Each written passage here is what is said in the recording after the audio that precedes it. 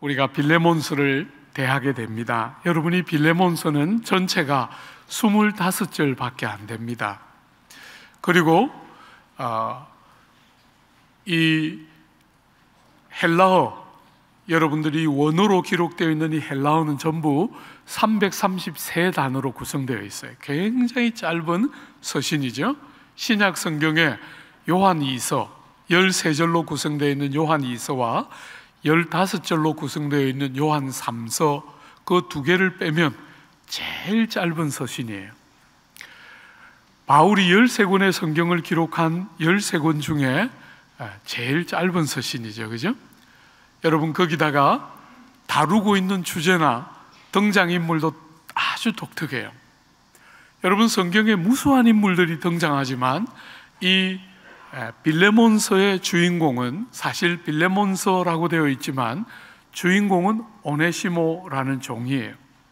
빌레몬의 집에서 종노릇을 했던 오네시모라는 이 한 인물이 주인공인데, 학자들은 다 생각하기를 빌레몬이 살았던 이 골로새에서부터 오네시모가 도망을 치게 돼요. 골로새에서부터 도망을 쳐서 로마에 있는 바울을 만났으니까, 그것도 감옥에 갇혀 있는 바울을 만났으니까 아마 이 먼 거리, 무려 1500km나 되는 먼 거리를 이동하려면 종이었던 오네시모가 무슨 쌓아놓았던 돈이 있을 것이 아니기 때문에 추론하기로는 주인의 재물을 훔쳐서 달아났을 것이다, 그렇게 대부분의 학자들이 추론해요. 그러니까 이 오네시모라는 주인공은 종일 뿐 아니라 주인의 재물을 훔쳐서 달아난 종이에요. 여러분, 이 시대는 이런 종은 죽이면 되는, 말하자면 재판할 것도 없이 그냥 죽이면 되는 존재가 오네시모입니다. 그런데 이 오네시모가 빌레몬서의 주인공이에요. 그러니까 주인공이 굉장히 독특하죠. 그죠? 성경에 나오는 여러 인물 중에 굉장히 독특한 주인공이에요. 여러분, 거기다가 다루고 있는 신학적인 주제, 제가 너무 사랑하고 여러분들하고 꼭 한번 다루고 싶어하는 로마서, 구원의 복음을 너무나 풍성하고 부유하게 다루고 있는 그 귀한 로마서 같은 위대한 서신, 우리가 얼마 전에 보았던 에베소 같은 사도 바울의 신학의 꽃봉우리와 같은 그 탁월한 서신들에 비하면 여러분, 얼마나 위대한 신학적인 사상들을 담고 있지 않습니까? 혹은 갈라디아서처럼 그 교회가 안고 있는 신학적인 고민들에 대한 사도적인 권위로 쓴 그런 서신들과 비교해 볼 때 이 오네시모라는 종을 주인에게로 돌려보내서 화목해 하는, 관계를 회복하게 하는 이 빌레몬서는 상대적으로 짧을 뿐 아니라 주제가 덜 중요해 보이고 아주 사소해 보이는 서신이죠. 그래서 다른 바울의 서신에 비해서 이 빌레몬서는 가볍게 여겨지거나 덜 중요하게 여겨지기 쉽지만, 우리가 함께 살펴보면서 보겠지만, 여러분, 예수를 믿는다는 게 무슨 뜻일까? 우리가 이렇게 교회로 모인다는 게 무슨 뜻일까? 특별히 오늘 우리에게 제일 많이 요청받고 있는 예수 믿는 사람답게 살아라. 세상이 늘 우리에게 그런 것을 요구하는데, 예수 믿는 사람답게 산다는 게 무슨 뜻일까? 이런 것을 정말 잘 보여주는 너무나 매력적인 서신이다, 이렇게 말할 수 있어요. 짧지만 짧기 때문에 내용이 가볍다, 이렇게 말할 수는 없어요. 아주 구체적이고 정말 깊이가 있는, 오늘 우리의 시대에 꼭 맞는 참 매력적인 서신이다, 이렇게 말할 수 있어요. 사랑하는 여러분, 특별히 앞으로 우리가 계속해서 여러 번에 걸쳐서 보겠지만, 특별히 오늘 우리가 사는 이 시대에 많은 사람들이 다양한 이유로 사람과 사람 사이에 장벽을 이렇게 세워요. 그죠? 우리가 사는 이 시대의 가장 중요한 특징은 관계의 무너짐입니다. 관계의 무너짐. 많은 장벽들이 사람과 사람 사이에 세워집니다. 사람들은 피부 색깔, 속한 나라, 돈, 교육의 정도, 지위와 신분, 종교, 성, 능력, 이런 것에 따라서 굉장히 다양하게 사람들을 이렇게 평가하고, 그것에 근거해서 이 사람은 성공한 사람, 이 사람은 실패한 사람, 다양한 형태로 사람과 사람 사이를 나누는 장벽을 쌓아요. 그런데 여러분들이 아시는 것처럼 우리 예수 이 땅에 오셔서 하신 가장 중요한 일 중에 하나가 뭐냐면, 사람과 사람 사이를 가로막고 있는 모든 장벽을 당신의 몸으로 무너뜨리세요. 우리가 에베소서 볼 때 2장이 그 주제를 담고 있었잖아요, 그죠? 예수께서 이 땅에 오셔서 이렇게 사람과 사람 사이에 있는 장벽과 나님을 다 무너뜨리시고 우리를 하나 되게 하셨다. 그것이 에베소서 전체를 지배하는 중요한 핵심적인 메시지 중에 하나였죠. 에베소서 2장에 이렇게 되어 있죠. 이제는 전에 멀리 있던 너희가 그리스도 예수 안에서 그리스도의 피로 가까워졌느니라.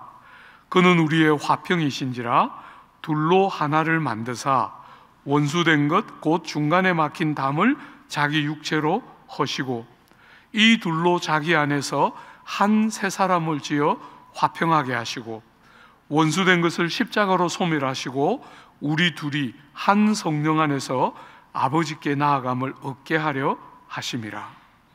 갈라디아서에 보면 너희는 유대인이나 헬라인이나 종이나 자유인이나 남자나 여자나 다 그리스도 안에서 하나이니라.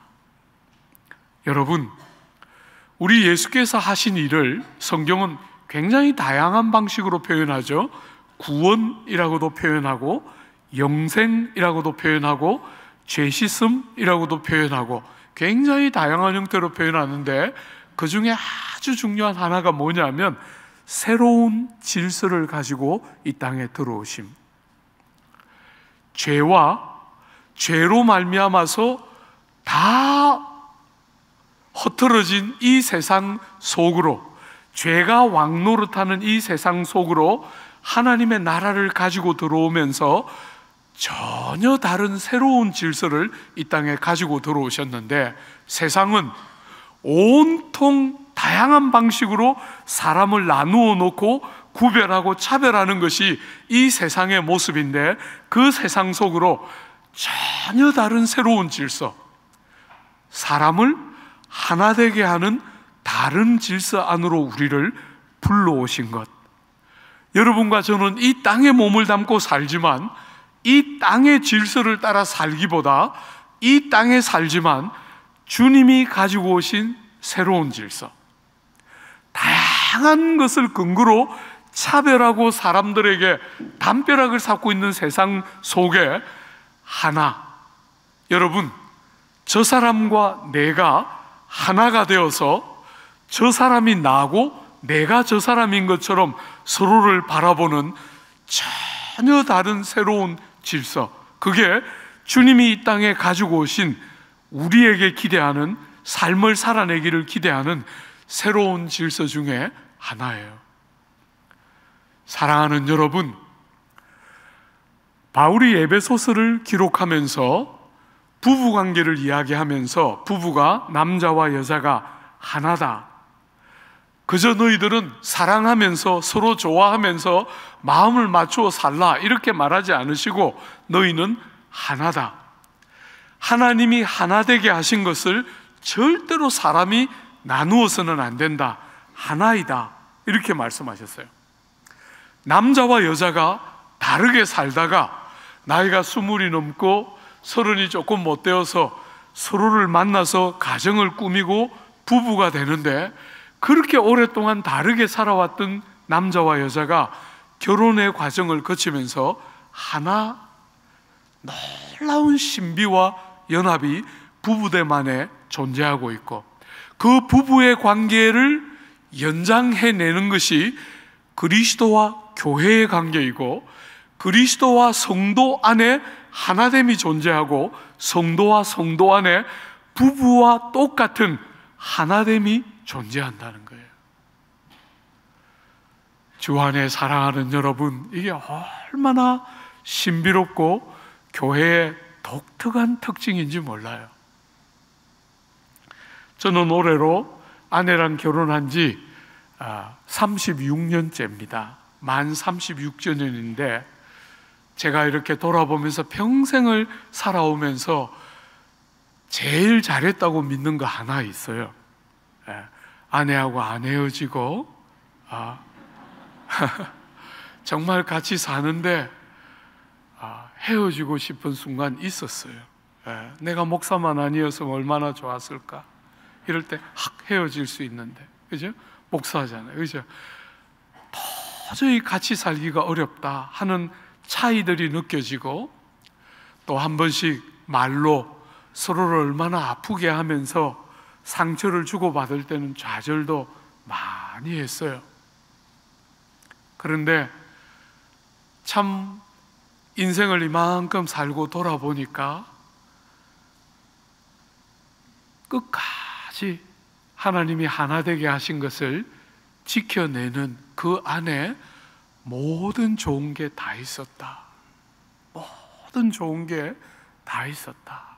정말 너무너무 하나님 앞에 감사하고, 이렇게 성격이 급하고 뭐가 많은 나 같은 사람이 견디면서 아내와 함께 하나 되게 하심을 지켜내면서 지금까지 왔던 것이 내가 평생을 살면서 어떤 일보다도 더 하나님께 감사하고 잘했다 하고 생각하는 제일 큰 감사 중에 하나예요. 성령이 하나 되게 하시는 것을 지키는 것은 쉬운 주제가 아니잖아요. 교회 공동체에 이렇게 들어왔는데 사랑하는 여러분, 여러분이 다 경험하는 것처럼 교회를 약간 멀리서 볼 때는 다 괜찮아 보여요. 그리고 정말 우리 공동체에 많은 분들이 정말 그런 분들이에요.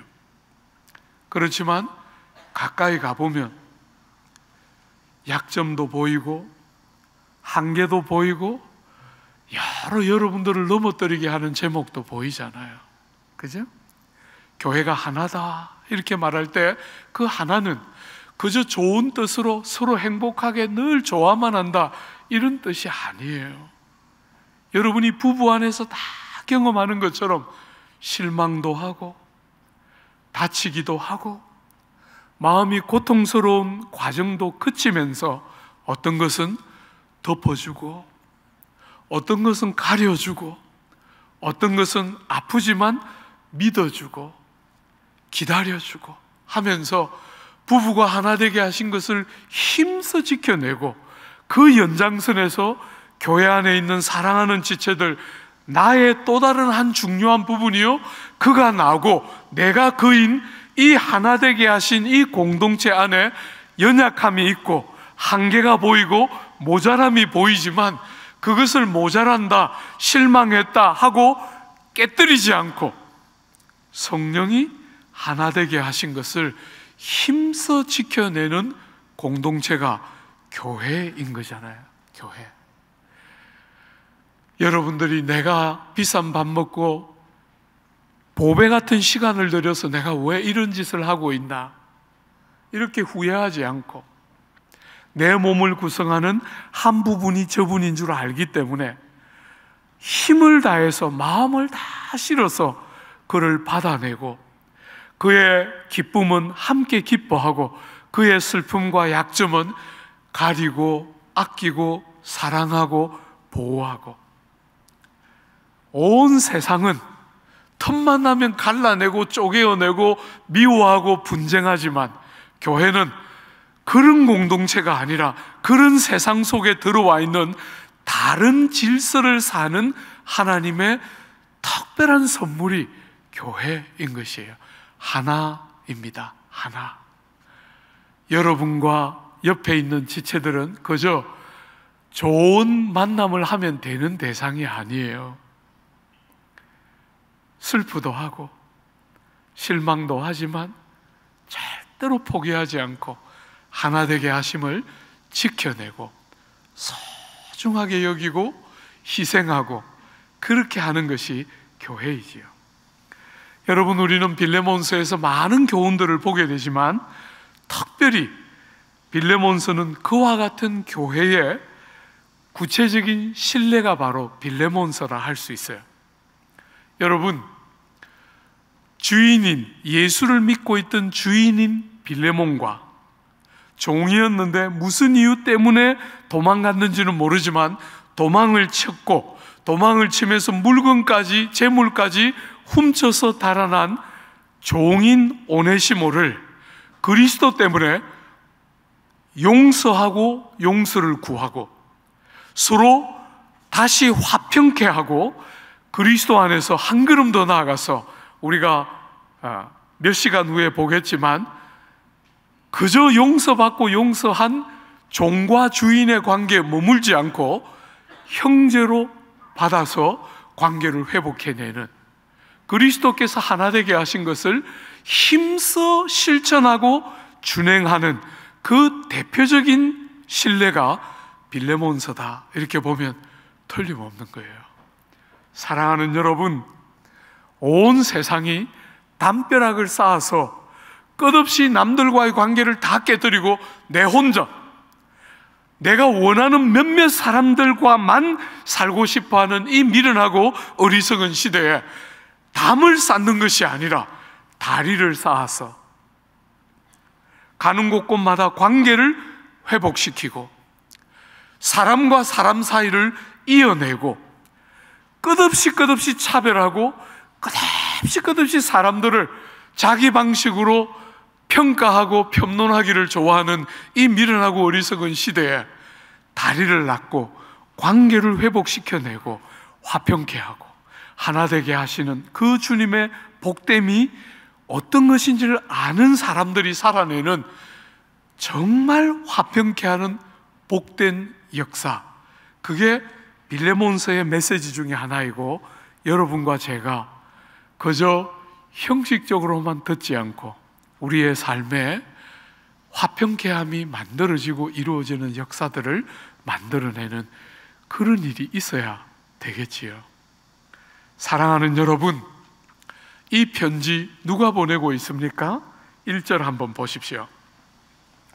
그리스도 예수를 위하여 갇힌 자 된 바울과 및 형제 디모데는, 바울의 13가지 서신 중에 하나입니다. 그죠? 바울과 디모데, 여러분, 디모데는 바울이 이렇게 고난받고 로마 감옥에 갇혀서 고통하던 때 바울을 찾아와서 바울을 위로했던 대표적인 영적인 아들이었어요. 그죠? 그리고 바울이 로마 감옥에 갇혀서 4개의 서신을 썼는데 그 중에 하나가 빌레몬서입니다. 로마 감옥에서 쓴 서신이죠. 여러분, 그 감옥에서 누구에게 보내고 있습니까? 한번 보십시오. 우리의 사랑을 받는 자요 동역자인 빌레몬과 자매 아비아와 우리와 함께 병사된 아키포와 내 집에 있는 교회에 편지하노라. 여러분, 지금 수신자를 거명한 게 3명의 이름이 등장하죠. 빌레몬과 아비아와 그리고 아키포, 3사람입니다. 그죠? 그리고 그들의 집에 있는 교회입니다. 그 집에 있는 교회, 이렇게 되어 있죠. 사랑하는 여러분, 한번 살펴볼까요? 빌레몬을 본문은 뭐라고 불렀습니까? 사랑받는 자요, 이렇게 불렀어요. 여러분, 누구에게 사랑을 받지요? 1차적으로 바울과 디모데에게 사랑을 받습니다. 그리고 하나님께 사랑을 받은 자지요. 그리고 여러분들은 잘 모르겠지만 이 빌레몬이라는 요 이름은 사랑하는 자라는 뜻이에요. 오늘 본문에 있는 이름만 가지고 우리가 한번 해석해 보면 누가 사랑하는 자죠? 사랑을 받은 자가 사랑하게 돼요. 하나님의 사랑을 아는 자들이 누군가를 사랑하지요. 여러분, 부모의 사랑을 받은 자가 누군가를 사랑하게 됩니다. 성도의 사랑을 아는 자가 사랑하게 됩니다. 예수를 믿는 것은 정말 위대한 일이에요. 왜냐하면 예수를 통해서 하나님의 사랑을 알면 누군가를 사랑하게 됩니다. 빌레몬은 처음부터 이 이름을 가지고 있는지 모르겠지만, 원래부터 부모가 준 이름이었는지 모르겠지만, 하나님을 믿고 누군가를 참되게 사랑하는 사람, 이렇게 그 이름이 빌레몬입니다. 그에게 보내고 있어요. 여러분이 빌레몬을 동력자라고 불렀어요. 빌레몬은 평신도입니다. 목회자가 아닙니다. 디모데나 바울 같은 목회자가 아닌 평신도인데도 빌레몬이 그 골로새 교회에 얼마나 중요한 일꾼인지 바울은 그를 동력자라고 불러요. 평신도인데, 그죠?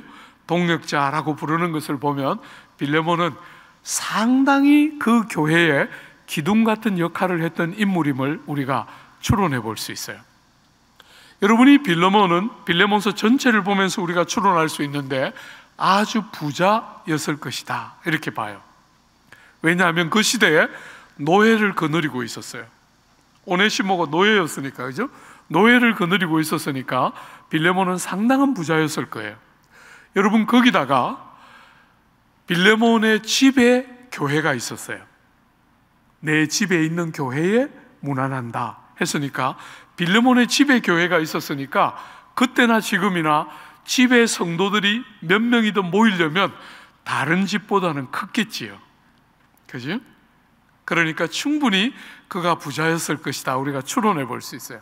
그리고 빌레몬서 거의 마무리할 때쯤 가면 바울이 내가 곧 너희들에게 갈 터인데 네가 나를 위하여 방을 하나 마련해 주기를 원한다 하고 부탁하는 거 보면 빌레몬은 나그네와 이 순회 전도자들을 위해서 방을 하나 내어서 그들이 머물도록 했던 사람임을 추론해 볼 수 있어요.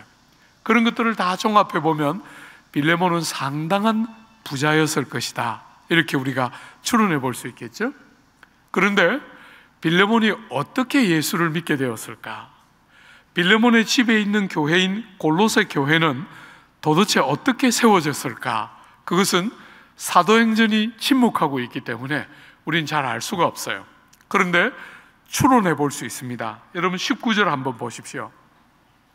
빌레몬서 19절에 보면 나 바울이 친필로 써노니 내가 갚으리니와 내가 이 외에 내 자신이 내게 빚진 것은 내가 말하지 아니하노라. 여러분, 바울이 빌레몬에게 말하기를 네가 나한테 빚진 것이 있다는 거예요. 바울이 빌레몬에게 돈을 빌려줬겠어요? 이 부자인 빌레몬에게 이 순회 선교사였던 바울이 무슨 돈을 빌려줬겠어요? 그죠? 그러니까 돈을 빌려주지 않은 거 틀림없겠죠? 무슨 빚을 졌겠어요? 아마 우리가 추론하기는 바울을 통해서 예수를 만났을 것이다, 그죠? 영적인 빚에 대한 이야기를 하고 있는 거겠지요.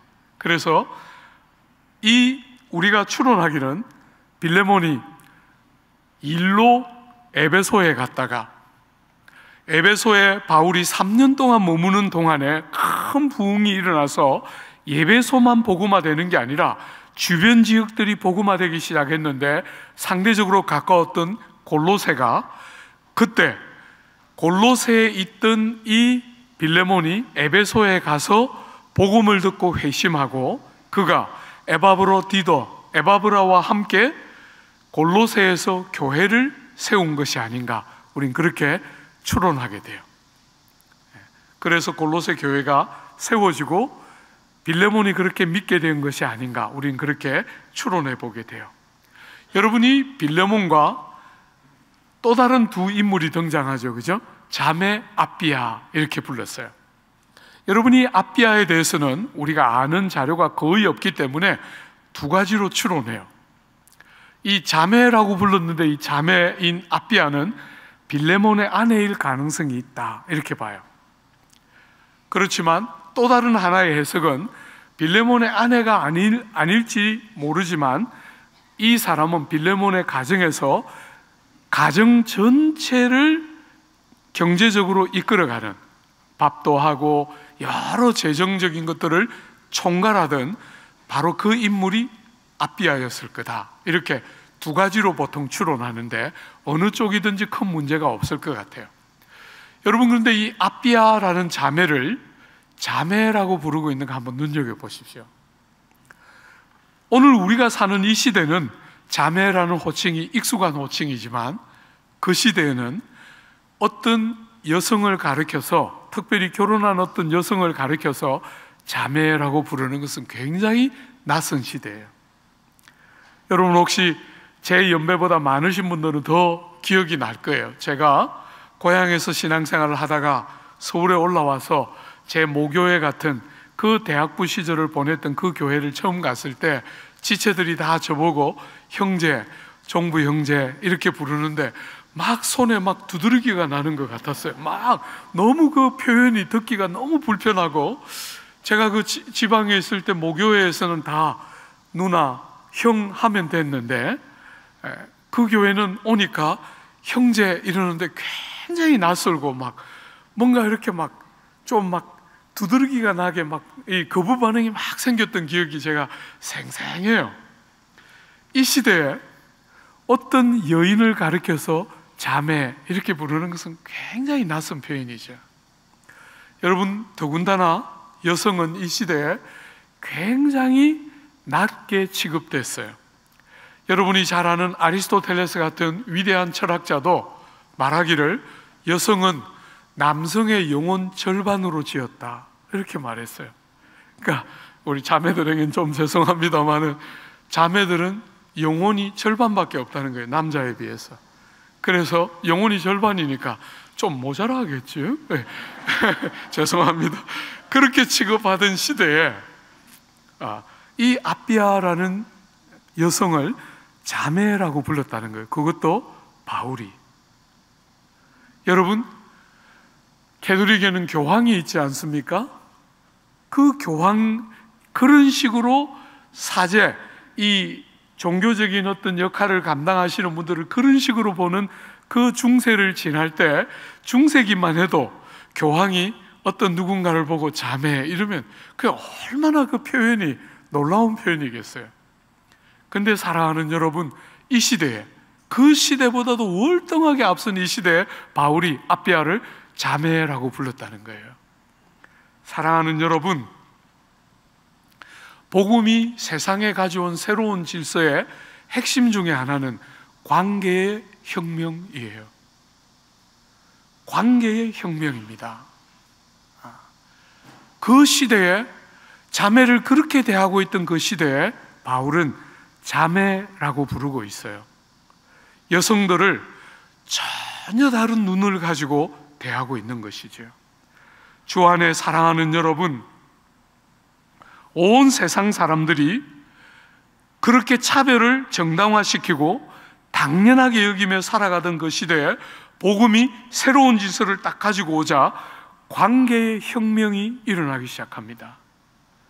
자매인데 자매를, 이 여성인데 여성을 여성 그 시대의 눈으로 보지 않고 자매라는 하나의 눈으로 보고 있는 거예요. 남자도 없고 여자도 없고 하나이다 라고 말하는 갈라디아서의 복음이 가져온 그 놀라운 관계의 혁명의 연장선에서 아비아를 자매라고 부르고 있는 것이에요.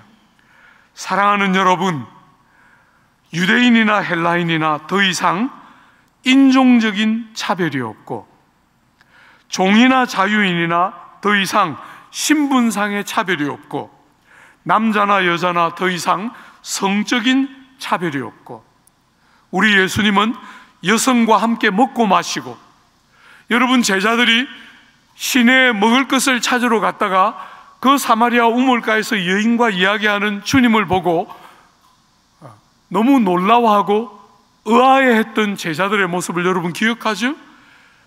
여성들하고 이야기하지 않던 그 시대에 주님은 여성들하고 이야기하시고 더군다나 사마리아 여자하고 이야기를 하세요.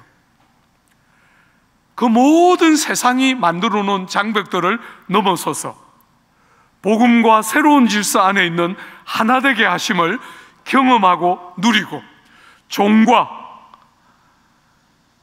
낮은 사람들을 절대로 낮다고 느끼지 않고 그들을 형제처럼 대하시고 죄인과 세리를 정말 자기로 벗을 삼으시고 함께 먹고 마시는, 그래서 바리새인과 서기관들이 주님을 가장 많이 비판하고 조롱할 때 먹고 마시기를 즐거워하는 자, 절대로 상종할 수 없는 무리들이라고 믿었던 사람들과 함께 먹고 마시고 그들을 벗을 삼는 새 시대가 가져오는 관계의 혁명적인 변화들을 주님 자신이 사셨고, 바울 자신이 오늘 이 아비아를 부르는 호칭에서 우리는 또 읽어낼 수 있는 메시지인 것이에요.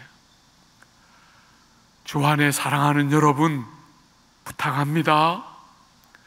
여러분이 교회에 와서 성도로서 우리 남소를 함께 구성할 때 세상이 달아준 명찰 떼고 들어오는 겁니다. 우리는 그런 방식으로 사람들을 보지 않습니다. 저 사람이 어느 학교를 나왔는가? 우린 절대로 이 시대에 조국 땅이 가지고 있는 그런 방식으로 사람들을 바라보지 않습니다. 공부를 잘하는 것은 고맙지만 그것은 그 사람의 한 부분일 뿐이에요.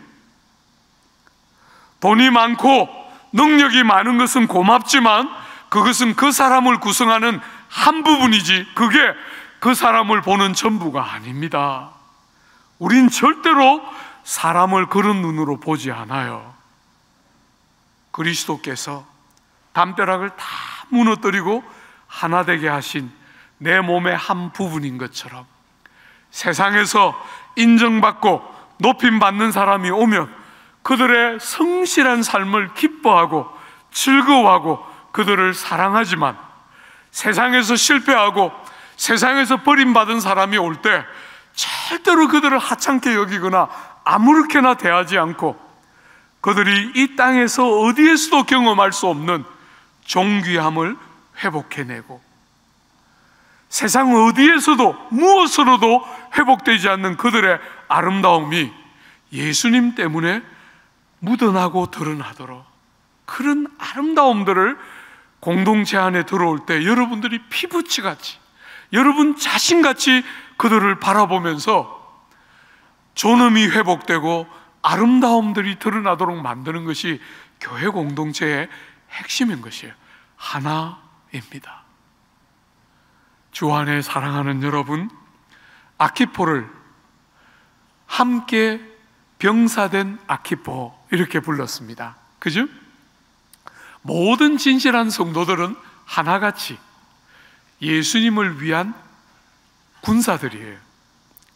제가 그래서 교회를, 땅에 있는 교회를 더 처치 밀리턴트 이렇게 불렀다 그랬죠. 그죠?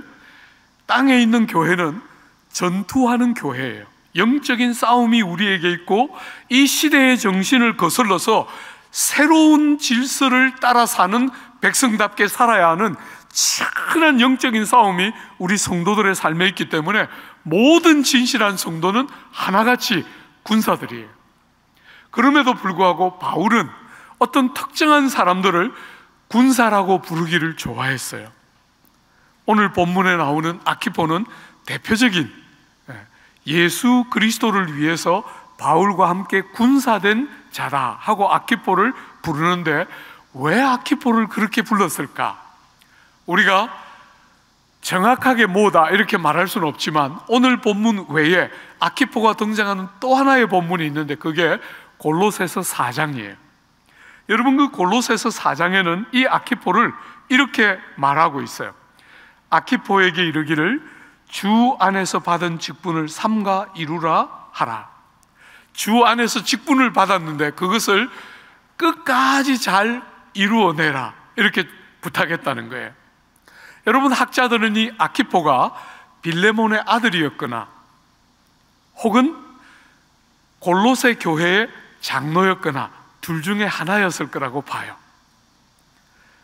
이 아키포는 주로 골로새 가까이 있던 라오디게아, 여러분들이 잘 아는 계시록에 등장하는 라오디게아 교회를 섬겼던 일꾼이었을 거라고 대부분의 학자들이 추론해요.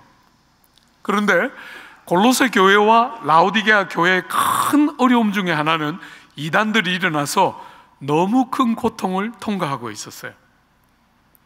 그래서 아키포에게 낙심천만한, 자주자주 낙심하고 마음을 다쳤을 아키포에게 절대로 낙심하지 말고 포기하지 말고 부르심을 받은 그 부르심을, 직분을 삼가 이루라, 이렇게 말하고 있다는 거예요. 여러분들이 교회의 몸된 교회 안으로 쑥 들어와서 교회의 직분을 맡아서 교회를 섬길 때 여러분이 자주 경험하는 게 뭐예요? 마음 다침, 낙심함이에요. 그래서 제가 이렇게 성도들을 보면 적지 않은 성도들이 잘 섬기다가 멈추고 싶어 해요. 목사님, 저는 이제 더 못하겠어요. 제가 여러분들이 그런 말을 하면 제가 충분히 마음으로 동의가 돼요.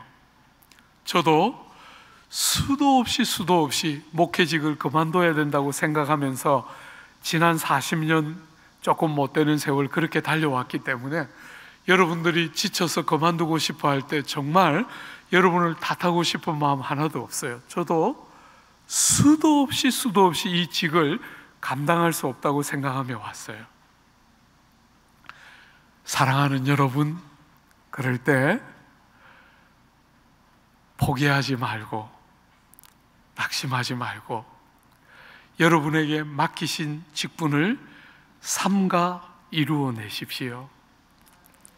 참 어려운 순간이 있고 멈추고 싶은 순간이 있겠지만 그게 다가 아닙니다. 그게 다가 아닙니다.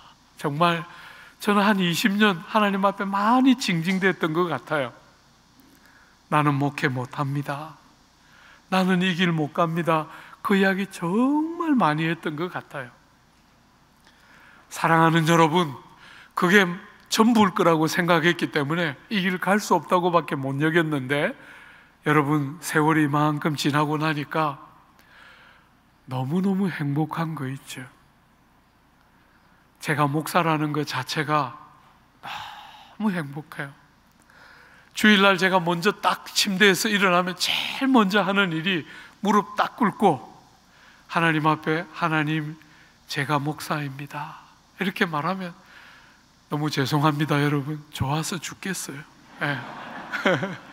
마음이 그냥 너무너무 감격스러워요. 나 같은 것이 목사다, 얼마나 감사한지 모르겠어요. 여러분들에게 맡겨져 있는 직들을 감당할 때 아프고 어렵지만 절대로 낙심하지 말고 직분을 삼가 이루어 보십시오.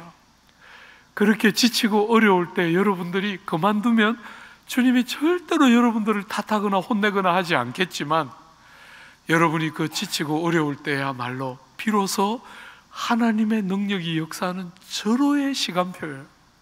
아, 이제는 더 할 수 없다라고 느낄 때 하나님의 도움이 아니면 못하잖아요. 그죠?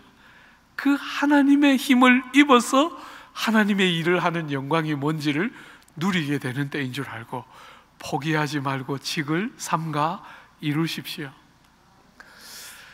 여러분이 이 울퉁불퉁한 세상, 다치고 낙심스럽고 힘겨움이 많은 이 세상, 그저 세상을 살아남는 것만 해도 이렇게 어려운데 새로운 질서를 그 세상 속에서 살아내려면 남들처럼 살지 않고 다른 질서를 경험했기 때문에 다른 질서를 아는 사람처럼 이 땅을 사는 것은 얼마나 어렵고 자주자주 손을 놓고 싶고 우리에게 맡기신 직을 이루기보다 중도에 포기하고 싶은 것이 많은 이 세상을 어떻게 여러분들이 끝까지 그 직을 이루며 살 수 있나요? 여러분과 저에게 꼭 필요한, 세상을 사는 여러분들에게 꼭 필요한 두 가지, 그것은 오늘 본문은 뭐라고 말합니까? 한번 보십시오. 3절에 하나님 우리 아버지와 주 예수 그리스도로부터 은혜와 평강이 너희에게 있을지어다. 여러분, 은혜는 모든 성도들의 모든 삶의 원천이요, 출발이요, 근원이요, 셈이에요. 은혜가 없으면 성도들은 못 삽니다. 은혜는 여러분을 성도 되게 하는 핵심이고 성도가 되는 모든 출발은 은혜로부터 출발합니다. 은혜 없으면 죽는 거예요. 여러분이 성도가 되어서 죽을 때까지 여러분의 삶에 은혜가 없으면 여러분은 아무것도 할 수가 없어요. 은혜에 대한 감각을 상실하면 성도다움은 다 죽는 것입니다. 은혜는 모든 것이 되게 하는 가장 중요한 원천이요 근원이에요. 은혜가 뭡니까? 아무 자격이 없는 자에게 베푸신 너무 분에 넘치는 하나님의 호의, 하나님의 선물, 그게 은혜지요. 사랑하는 여러분, 성도들에게는 여러분이 예수를 믿는 첫 시간부터 무덤에 들어가서 혹은 여러분이 살아있는 상태로 예수를 만나기 전까지 처음부터 마지막까지 여러분의 평생에 끊어지면 안 되는 핵심 중에 하나가 은혜입니다. 그거 없으면 죽어요. 여러분 자체만 놓고 보면, 여러분 제가 이제 어지간히 시니어 아닙니까? 형님들 누님들 많이 계신데 죄송하지만 어쨌거나 목사로 이제 저도 어지간히 시니어예요. 세월이 가면 갈수록 보여요.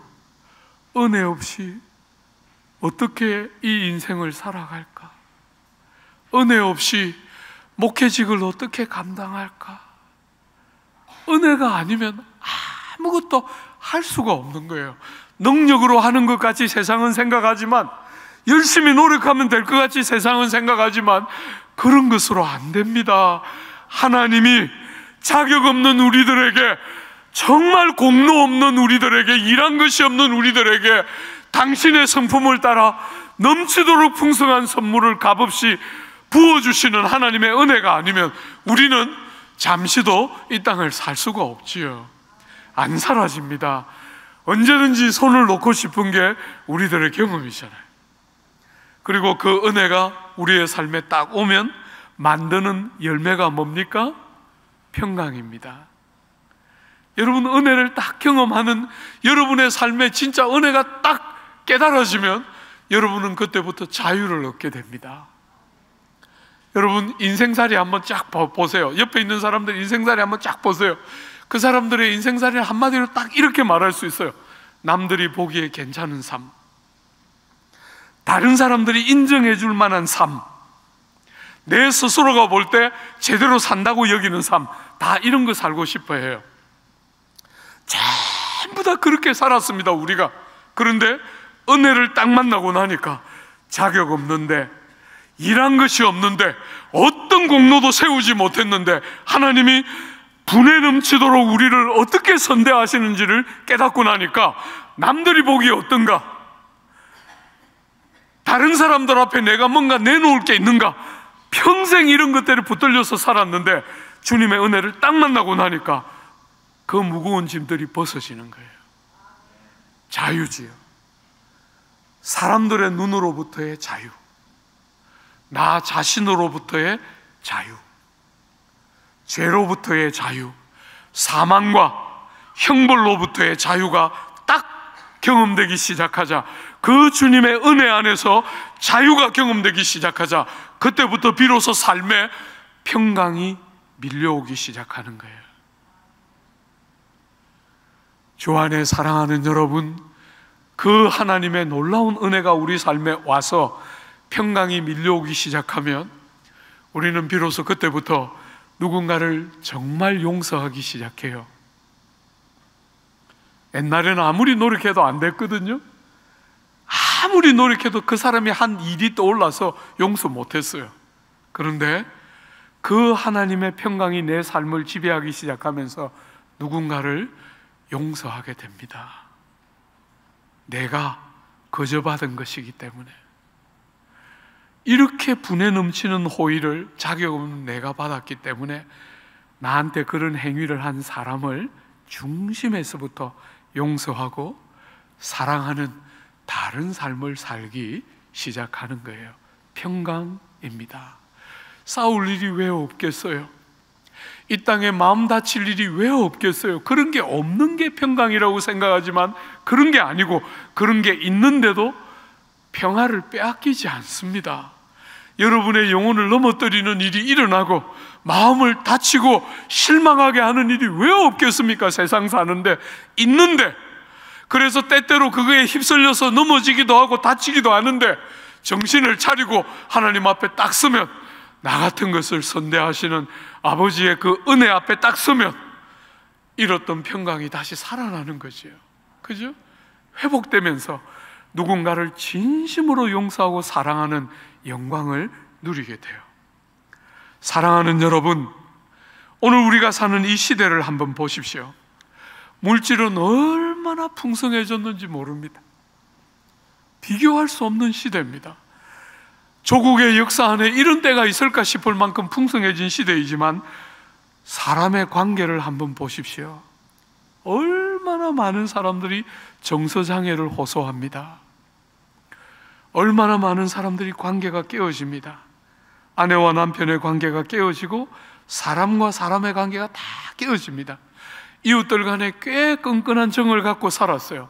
이사를 가고 이사를 오면 떡을 돌리면서 서로 얼굴을 익혔던 것이 우리들의 습관인데 어느 순간부터 서로 모르고 사는 게 편안한 시대가 되었습니다. 내가 떡 돌리면 지도 돌려야 되니까 그냥 저 사람의 평안을 위해서 내가 안 돌리고 말지, 이렇게 삽니다. 그냥 모르고 사는 게 편안한 거예요. 사랑하는 여러분, 작은 문제였는데 그게 너무너무 커져서 죽이고 분노하고 억울해하는 큰 싸움으로 바뀌는 일들을 우리는 너무너무 주변에서 많이 보고 있어요. 억울하고 앙심과 분노를 풀지 않고 가슴에 묻어두는 시대를 우리는 보고 있습니다. 자연과 만물이 다 깨뜨려지고 오염되고 파괴되는 것을 경험합니다. 나라와 나라가 전쟁합니다. 그런 일이 가능하지 않을 거라고 생각했는데, 그냥 게릴라들 몇 명이 일어나서 하는 싸움이나 우리는 한 번씩 생각했는데, 러시아가 우크라이나를 침공하고 바로 우리나라는 바로 위에 핵으로 무장되어 있는 북한을 가장 가까운 곳에서 만나고 있는 것이 이 땅이에요. 사랑하는 여러분, 많은 사람들이 평화를 원한다고 말하고 많은 사람들이 평화를 입으로 부르짖지만 관계들이 다 깨어지고 불화와 소외는 우리가 사는 이 시대의 특징적인 단어가 되어가고 있어요. 불화와 소외. 주 안에 사랑하는 여러분, 이런 시대에 여러분은 어떻게 삽니까? 은혜가 만드는 평화를 여러분이 혼자 소비하고 있습니까? 아니면 그 놀라운 선물인 평화가 여러분을 거쳐서 누군가에게로 흘러가고 있습니까? 기독교가 세상이 다 부러워하는 좋다는 복들을 다 소유하면서 소비하는 종교로 전락되었다면 그것은 기독교의 타락이겠지. 세상이 전혀 알지 못하는 이 평화와 이 모든 복락들을 가지고 이렇게 아프고 상한 이웃들을 만져야 그게 기독교다운 거잖아요. 여러분과 저를 통해서 흘러서 사람이 살아나고 돈밖에 모르고 그저 학벌하고 능력하고 사는 이 척박한 세상에 사람의 외모가 어떠하든지 관계없이 하나님의 그 은택이 가장 평범해 보이는, 가장 실패자 같아 보이는 그 어떤 사람에게도 실패함이 없이 흘러서 참여하고 누리고 경험하게 하는 복됨이 여러분과 저를 통해 있어야 그게 정말 기독교인 거잖아요. 주 안에 사랑하는 여러분, 우리가 이 복되고 매력적인 서신을 함께 묵상하면서 우리 삶이 그렇게 되는 귀한 은혜가 여러분 모두에게 꼭 있게 되기를 기대하고 축복합니다.